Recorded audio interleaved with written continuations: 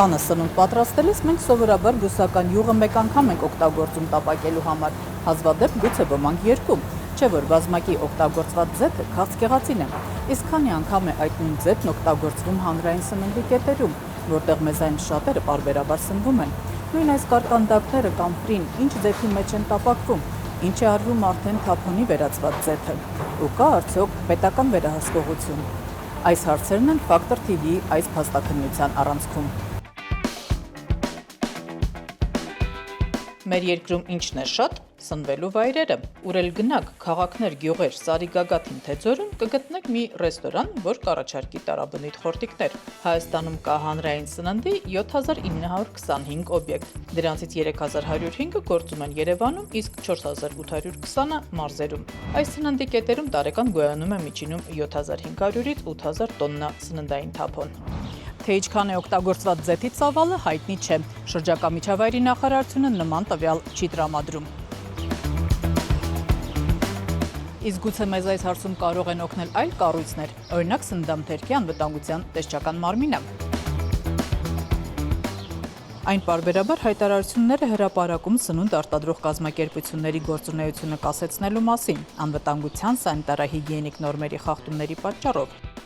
Սակայն պարզվում է, սննդի կետերում օգտագործված ձեթի վերաբերյալ ստուգումները գործնականում սահմանափակվում են միայն փաստաթղթերի ուսումնասիրությամբ, իսկ թե օրինակ նույն ձեթով ինչ քանակի սնունդ է տապակվում, ֆրիզերի մեջ ձեթն ինչ վիճակում է, այս հարցերը դուրս են վերահսկողությունից։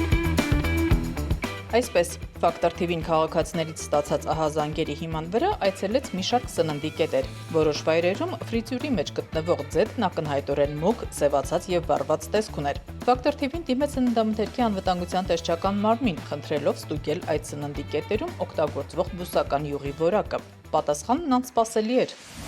Բուսական յուղի բազմակի օգտագործման հարցերը որևէ նորմատիվ իրավական ակտերով կամ փաստաթղթերով չեն կարգավորվում։ Բազմակի օգտագործված բուսական յուղերի փորձարկման դեպքում լաբորատորիան չի կարող տրամադրել համապատասխանության կամ անհամապատասխանության վերաբերյալ եզրակացություն, քանի որ ԵԱՏՄ գործող տեխնիկական կարգավորումները վերաբերում են նոր, չօգտագործված բուսական յուղերին։ Այսինքն Հայաստանում չկա սահմանված պահանջ, թե նույն ձեթով քանի անգամ կարելի է սնունդ պատրաստել։ Տեսչական մարմինը կարող է ստուգել միայն այն ցուցանիշները, որոնք հնարավոր է լաբորատոր փորձարկել, իսկ հենց ֆրիզյուրի մեջ գտնվող սևացած ձեթից նմուշառում գործնականում չի իրականացվում։ Տեսչական մարմինն ընդհանրապես հետևում է, արդյոք ռեստորանը կամ սննդի կետը օգտագործված ձեթը տեղավորել է համապատասխան փակ մաքրման ենթակա բեռնարկղերում, թե ոչ։ Ֆակտոր TV-ն էկոնոմիկայի նախարարությունից պարզեց, որ բուսական յուղի օգտագործման տևողության ու դրա որակի ստուգման վերաբերյալ տեսչական մարմնին լիազորությունով օժտելու հարցը նոր միայն քննարկման փուլում է։ Ստացվում է, ձեթի օգտագործման տևողությունն ու ինտենսիվությունը թողնված է տնտեսվարողի խղճին։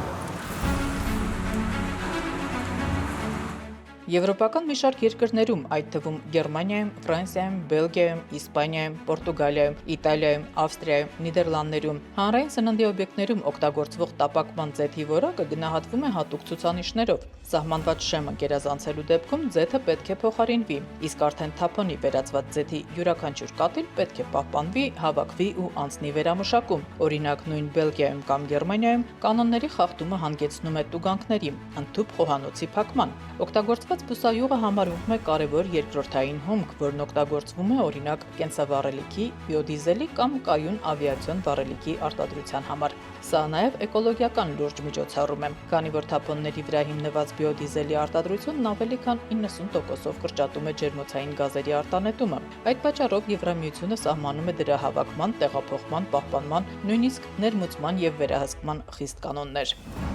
Հայաստանում նման համակարգ ներդրված չէ։ Հայաստան Եվրամիություն համապարփակ եւ օնլայնված գործընկերության համաձայնագրով Հայաստանը ստանձնել է թափոնների կառավարման պարտավորություններ, մասնավորապես պարտավորվել է իր օրենսդրությունը մոտեցնել Եվրամիության ակտերին, այդ թվում թափոնների կառավարման, վտանգավոր թափոնների, աղտոտման կանխարգելման, ռեսուրսների արդյունավետ օգտագործման ոլորտներում։ Օրենսդրական փոփոխությունները հիմնականում կատարվել են, իսկ ահա թափոններ փոխադրելու իրավունք ունեցողների ռեեստր փաստացի դեռ չի ստեղծվել։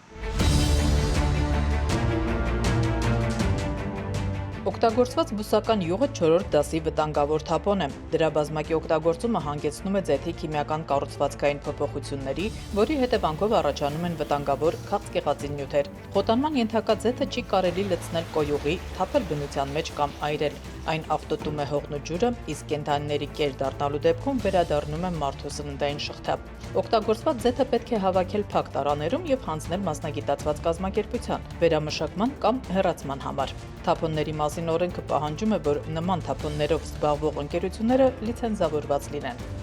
Շրջակա միջավայրի նախարարությունից Factor TV-ին հավաստեցին, սննդի կետերում օգտագործված ձեթի վնասազերծման իրավունք ունեցող կազմակերպություններ Հայաստանում գրանցված չեն։ Միաժամանակ առանց լիցենզիայի նման գործունեությամբ զբաղվելը ենթակա է տուգանքի։ Մինչդեռ ոլորտում փաստացի գործում են օգտագործված ձեթ հավաքող ընկերություններ, որոնք այն արտահանում են վերամշակման նպատակով։ Այդ կազմակերպությունների մասին նախարարությունը փաստորեն տեղյակ չէ։ Այսինքն օրենքի պահանջն առկա է, բայց դրա կիրառումը ոչ լիարժեք։ Հայաստանում հավաքված օգտագործված ձեթը հիմնականում արտահանվում է Եվրոպա, Բելգիա, Պորտուգալիա, Ավստրիա, Իսպանիա, Նիդերլանդներ եւ այլն, որտեղ այն վերամշակվում եւ օգտագործվում է բիոդիզելի արտադրության մեջ։ 2023-ից սկսված արտահանման ծավալները հետզհետե ավելացել են, 2025-ին հասնելով 748 տոննայի։ Հայաստանում սննդի կետերից օգտագործված ձեթը ձեռք է բերվում 1 կիլոգրամը 300-ից 350 դրամով, Եվրոպայում այն վաճառվում է 390-ից 470 դրամով։ Արտահանողները երկուսն են՝ BioOil եւ Poilarm ընկերությունները։ Երկուսի սեփականատերերն էլ հիմնականում օտարերկրացիներ են։ BioOil-ը Հայաստանում գրանցվել է 2022 թվականի ապրիլի 8-ին։ Ըստ պետական ռեգիստրի սեփականատերերը 5-ն են՝ Վրաստանի քաղաքացիներ Նիկոլոս Նեբուլիիշվիլի, Մուրման Պատարայիա եւ Հայաստանի քաղաքացիներ Մկրտիչ Շաքարյան, Ալբինա Օգանեզովա եւ Ալան Ալբանդյան։ BioOil-ը փոխկապակցված է Վրաստանում գործող համանուն ընկերության հետ։ Poilarm ընկերությունը գրանցվել է 2023-ի հունիսի 14-ին։ Միակ հիմնադիրը Լիբանանի քաղաքացի Փոլ Խուրին է։ Ընկերությունը Լիբանանում գործող Poil Group-ի դուստրն է։ Դրա կայքում նշված է, որ այն վերածվել է գործունեության լայն ցանցի եւս 8 շուկաներում՝ Հորդանան, Եգիպտոս, Արաբական Միացյալ Էմիրություններ, Կատար, Սաուդյան Արաբիա, Հայաստան, Վրաստան եւ Ֆրանսիա։ BioOil-ից Factor TV-ին հայտնեցին, որ Հայաստանում աշխատում են միջազգային ISCC սերտիֆիկատով եւ դիմում են նաեւ տեղական լիցենզիա ստանալու համար։ ISCC-ն միջազգային սերտիֆիկացման համակարգ է, որը հավաստում է, որ հումքի հավաքումը, վերամշակումը եւ մատակարարման շղթան համապատասխանում են կայունության եւ հետագծելիության պահանջներին։ Մինչև մեր ընկերության գալը հայկական շուկա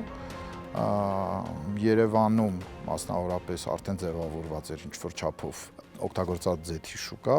որը որ կարամ ասեմ 100% ստվերային էր։ Կային անհատներ, որոնք որ շատ սահմանափակ քանակով օգտագործած ձեթը ձեռք էին բերում տարբեր սննդի կետերից, ընդ որում կանխիկ ձևով, եւ վերավաճառում էին այն որոշ ուրեմն ֆերմային տնտեսություններին։ Մենք կարողացանք միջև այս պահը մոտ 336 միլիոն դրամը ստվերից հանել բերել դեպի հարկային դաշտ։ Մեր հաշվարկներով այս պահին Հայաստանում հավաքագրվում է 1/3 մասը, ինչը որ պիտի հավաքագրվի։ Ոլորտում հնարավոր մրցակցային խնդիրները գրավել են նաև մրցակցության եւ սպառողների շահերի պաշտպանության հանձնաժողովի ուշադրությունը։ Հանրային սննդի օբյեկտներից օգտագործված ձեթի հավաքագրման ոլորտում այժմ իրականացվում է նախնական ուսումնասիրություն, ոլորտում առկա տնտեսական մրցակցությանն առնչվող խնդիրները բացահայտելու նպատակով։ Factor TV-ն երկրորդ արտահանողից Poilarm ընկերությունից փորձեց պարզել ինչպես են աշխատում տնտեսվարողների հետ, կանխիկ թե անկանխիկ եղանակով։ Սակայն նախապես համաձայնեցված հարցազրույցն ընկերության տնօրեն Ժորժ Քանան-Նապիլին չեղարկեց, իսկ գրավոր հարցումը անպատասխան թողեց։ Պետական եկամուտների կոմիտեն այս ընկերություններում ստուգումներ չի իրականացրել։ Ուշագրավ է, որ նույն ոլորտում նույնատիպ աշխատանք անող ընկերություններն աշխատում են տարբեր հարկման դաշտերում։ BioOil-ը ԱԱՀ-ի, Poilarm-ը շրջանառության հարկի։ Եթե ԱԱՀ-ն 20% է, շրջանառության հարկը 10% է։ Factor TV-ն նաև հանրային սննդի ընկերություններից հետաքրքրվեց, ինչ են անում օգտագործված ձեթն ու ինչ եղանակով են աշխատում հավաքող ընկերությունների հետ, կանխիկ թե անկանխիկ։ Սակայն 10 ընկերություններից մեր գրավոր հարցումներին պատասխանել է ընդամենը մեկը՝ Կովկաս Պանդոկը։ Ընկերության տնօրեն Կարեն Ալոյանը նշել է, որ ամսական միջինում օգտագործվում է 650 լիտր բուսական յուղ։ Օգտագործումից հետո թափոնը վաճառվում է BioOil ընկերությանը անկանխիկ։ Ստացվում է, ոլորտում կա թափանցիկության խնդիր, որի մասին վերահսկող պետական կառույցը տեղյակ է, սակայն զուտ թղթաբանության պատճառով խնդիրը լուծում չի ստանում։ Պետական մարմինների պատասխաններից երևում է, որ օգտագործված ձեթի շրջանառության ամբողջական պատկերը պետությունը չունի։ Որոշ տվյալներ պարզապես հնարավոր չէ առանձնացնել գործող հաշվառման համակարգերով, ինչի հետևանքով ոլորտի մի մասը մնում է վերահսկողությունից դուրս։ Այն ինչ որ նկարագրեցիք, իմ կարծիքով պրոբլեմատիկ է։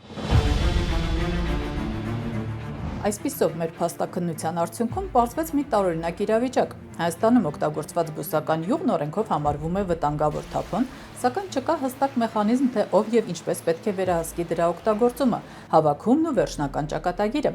Սննդի կետերում փաստացի չի ստուգվում, թե քանի անգամ են նույն ձեթն օգտագործում։ Պետությունը նշում է, թե օգտագործված ձեթի վնասազերծման իրավունք ունեցող լիցենզավորված կազմակերպություններ չկան, մինչդեռ նույն այդ ձեթը հարյուրավոր տոննաներով արտահանվում է Եվրոպա։